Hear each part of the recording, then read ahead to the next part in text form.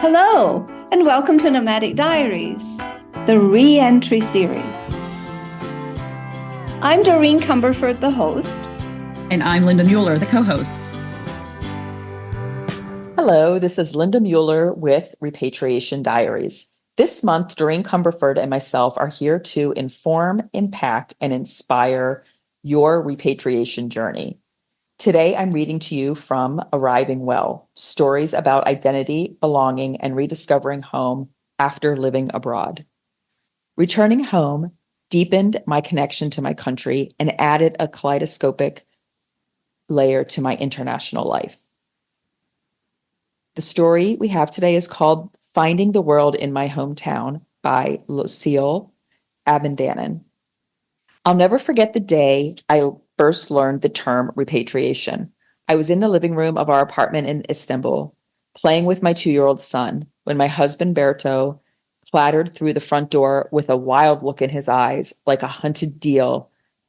I'll never forget the day I first learned the term repatriation. I was in the living room of our apartment in Istanbul, playing with my 2-year-old son, when my husband Berto clattered through the front door with a wild look in his eyes, like a hunted deer in the split second before flight. "They'd offered us Durban," he said excitedly, the words rolling off his tongue and into the air, where they hung, heavy and intrusive. I stood up slowly, my heart constricting. "I'm not moving back home," I replied. "I don't care how good the offer is. Going home is not an option." Turns out, going home absolutely was an option, and one we ultimately accepted, bringing 12 years of expat life to a resounding halt. Home for me is Durban, a laid-back town on the east coast of South Africa, surfers' haven, holidaymakers' dream, adventurous expats' nightmare. Durban is the unassuming younger sibling of vivacious, beautiful Cape Town and ambitious, smooth-talking Johannesburg, forever in their shadow, never quite measuring up, doing its own thing at its own pace, but not really making any progress. I'd left Durban when I was 18 and spent 6 life-changing years in the University of Stellenbosch, near Cape Town, earning an MA in International Studies. During those years, the world loomed large, and I began to suspect I was not to live out my days on African soil. By the end of university, I was chomping at the bit to go out into the world. I longed to do something different, something worthwhile, something that would give a small town girl a big time purpose. Adventure led me to London, Saigon, Bangkok, and Istanbul. I married my intrepid husband, whom I'd met years before at university, and we started a family. Never in all those years did I give a second thought to Durban. It was firmly in my past, a fond memory, a place that had witnessed my childhood but had nothing to do with my future. For many years, my mantra had been, "I'll never go back to Durban." As the plane descended and I gazed out at the sea of sugarcane on one side and the Indian Ocean on the other, I couldn't help but feel a growing sense of anticlimax. All I could see was what wasn't there. No ancient history, no exotic temples, no street food carts, no excitement. Looking back at that time, I felt bad that I didn't give Durban more of a chance. My hometown deserved the benefit of the doubt. As the plane descended and I gazed out at the sea of sugarcane on one side and the Indian Ocean on the other, I couldn't help but feel a growing sense of anticlimax. All I could see was what wasn't there. No ancient history, no exotic temples, no street food carts, no excitement. Looking back at that time, I feel bad that I didn't give Durban more of a chance. My hometown deserved the benefit of the doubt. It has many fantastic things to offer: beautiful weather, rich cultural diversity, a comforting simplicity, and so much space. But I had forgotten all that and had no interest in remembering. We settled into a beautiful open-plan house close to Umhlanga Rocks, an upmarket resort town north of Durban. We had infinity pool and a panoramic view of the ocean. I had so much to be grateful for, but instead found myself holding on to everything I had left behind. I was detached, delusional, and withdrawn. I felt utterly foreign in a place where I was supposed to fit in. It was so confusing because I had loved this place once. I'd come of age here. I'd learned how to drive on these roads, grading the gears down well-worn routes. I knew what the air smelled like after a summer rainstorm. I knew how noisy the frogs were at night, their cacophony piercing the inky stillness. I'd spent countless evenings on the beach, being lulled by the sound of the waves crashing onto the shore, pushing my toes into the cool sand and gazing up at the vast canopy of stars overhead. But most of all, this place had been a witness to my early adulthood, that fleeting time when you feel invincible and the richness of possibility extends endlessly before you, each day bursting with velvety potential. I had ridden those waves of possibility far and wide. They had taken me out into the world, tossed me about, shown me wonders, and now deposited me back to where I'd started. But instead of familiarity and richness, I felt nothing but resentment, as though I'd returned to someone who had known every part of my heart, but during the years of my absence had forgotten about me entirely. The familiar was boring. The ordinariness was stifling, the heat suffocating. Before I had looked out to sea and felt the sizzle of adventure, the enigmatic pull of the world, but now that shimmering azure expanse was nothing more than a rude reminder that the world was out there and was going on without me. I felt trapped, boxed in, tied down. My energy levels plummeted, and I couldn't find even a glimmer of excitement in my daily existence. I realized now, with the benefit of hindsight, that I was experiencing reentry, like a sailor who gets sick on land or an astronaut who experiences the dizzying force of gravity after months of weightlessness. I found myself disoriented. The bizarreness of normality was crippling. I longed for the spicy chaos of Bangkok, the haphazard collision of smells and sounds of Saigon, the magisterial ancientness of Istanbul. I missed the magic of living abroad, the thrill of breaking out of my comfort zone, of feeling the sense of vulnerability and pride that comes with living every day amidst the unfamiliar. I missed my friends, those wonderful, liberal, like-minded women who knew how I felt without my having to explain, who brought a richness to my life through their myriad languages, cultures, and experiences. I missed the international environment where a simple dinner with my girlfriends was a veritable United Nations, a babble of languages, and always a heated debate about local culture, motherhood, or mothers-in-law. I was deeply hurt to discover that back home, my stories were things to be endured, not shared. My experiences were dismissed rather than welcomed. It felt as though I had gone to warmly embrace a friend, but had been slapped hard instead. Many of my stories started with when we lived in, and before I even finished, eyes would begin to glaze over. Attention flicked to the opposite direction. I hadn't meant to sound entitled, but I'd lived abroad most of my adult life. How would I be myself without that context? Did fitting back in mean that I'd have to compromise myself entirely? Could I live like that? My international life had defined me for so long. I didn't know who I was without it, and the defiant part of me refused to relinquish it. I would spend hours on Instagram scrolling through people's picture-perfect lives on the beaches of Dubai or the magnetic metropolis of Hong Kong, the laid-back streets of Buenos Aires, and I would just be sad that I didn't live that life anymore. Some mornings I'd be up before dawn, sitting in my kitchen, watching the sunrise over the ocean, searching for property around the world, researching schools, expat communities, trying to imagine my life elsewhere. My body was in Durban, but my heart was anywhere but there. It became wildly obvious that something had to change. We were home for the foreseeable future, so I knew fleeing back abroad was not an option. I knew I couldn't change the people around me. Their attitudes and prejudices were firmly entrenched, and I knew that happiness did not lie in changing myself. I began to wonder if the answers were maybe to be found in Eastern philosophies, ancient wisdoms, or platitudes about accepting what you can't change. Was the mystery of acceptance and peacefulness to be found in meditation or yoga, or in the teachings of the Dalai Lama? I felt helpless, like I was casting about for answers that were not forthcoming. I kept on reading things like, change your attitude, change your life. Attitude is a little thing that makes a big difference. Create the reality you want, and just felt more frustrated. These concepts were not new to me.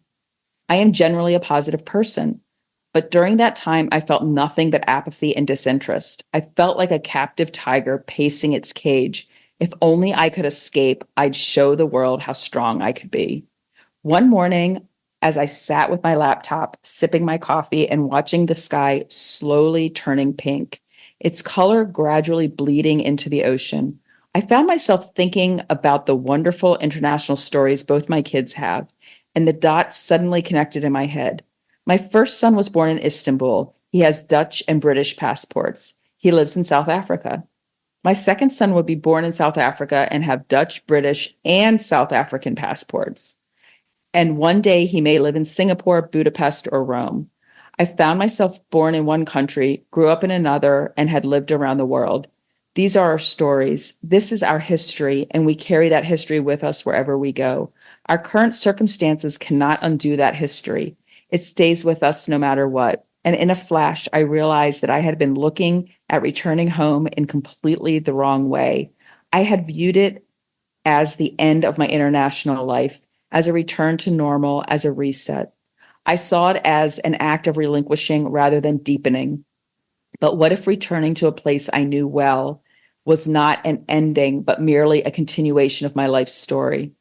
Durban as an exotic African destination to many travelers. What if I began to view it in this light? Could I do that? Was it even possible? Could I see Durban as part of the world at large and not disconnected from it?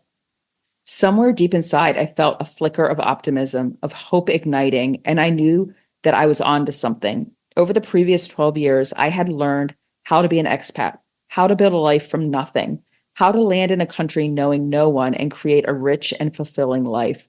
I'd done it 4 times, and I knew the drill. What I needed to do was apply those skills here in Durban. I needed to put myself out there, to be open to providence and making an effort to build something worthwhile. I had to be proactive instead of reactive. As I fleshed out the ideas in my mind, I began to see that there were 2 aspects I was always focusing on when starting life in a new country: people and my environment. Connecting with people can make or break an experience abroad. Why should it be different here at home? I needed to meet people with whom I could build a shared history, people with whom I had something in common. When you make friends abroad, your foreignness unites you.